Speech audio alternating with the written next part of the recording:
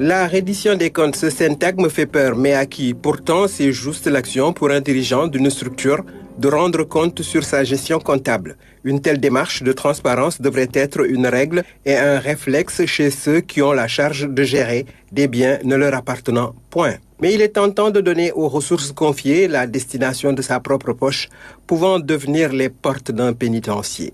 À une certaine époque, on parlait de détournement de deniers publics. Si le terme détournement est de moins en moins usité, il n'est pas sûr que la pratique ait pour autant disparu. Elle s'est probablement affinée dans ses méthodes.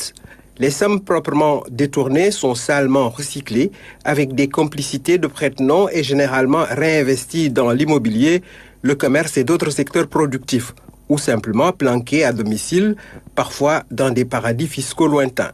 Un véritable écran de fumée d'autant plus difficile à dissiper qu'un tout-puissant bouclier au fait de toutes les combines acclamées tout haut, avoir mis le coude sur des dossiers brûlants pouvant coûter cher aux auteurs identifiés de ces crimes financiers. Pendant ce temps, des voleurs de poules ou d'œufs sont dans les turpitudes de longue détention. L'idée de devoir rendre compte un jour doit habiter chaque citoyen.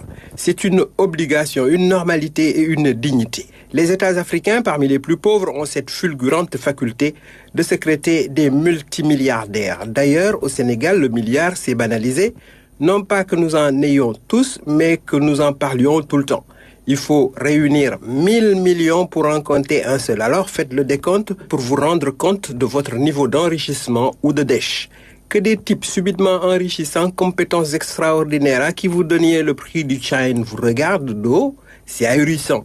Comme dans un Diofour, action par laquelle l'anthropophage se lance dans une litanie macabre de ses actes, certains parlent de chasse aux sorcières. Juste garder à l'esprit que la reddition des comptes n'est pas un règlement de compte, mais une forme d'exorcisation, d'abjuration, de purgation nécessaire.